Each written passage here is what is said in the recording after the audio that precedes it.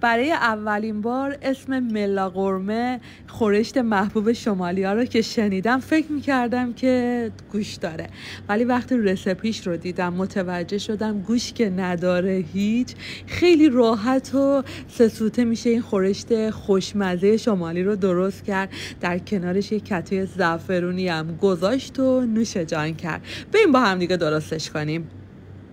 این غذا خیلی راحته، فقط کافیه بادمجون و گوجه و پیاز رو حالا به هر ابعادی که دوست دارید خورد کنید. بادمجون رو من داخل آب نمک گذاشتم و بعد از اون گوجه رو خورد کردم و حالا تو این قسمت گذاشتم که پیاز کاملا سرخ بشه، زردچوبه اضافه کردم و بعد بادمجونا رو اضافه کردم، کمی که تفت دادم روی تابه رو گرفتم تا بادمجون نرم بشه و بعد نعنا رو اضافه کردم به همراه گوجه و ادویه‌جات و کمی رب گوجه و آب قوره و آب، همه رو با هم دیگه گذاشتم بپزه. بعد نیم ساعت ملا قورمه ما آماده شد.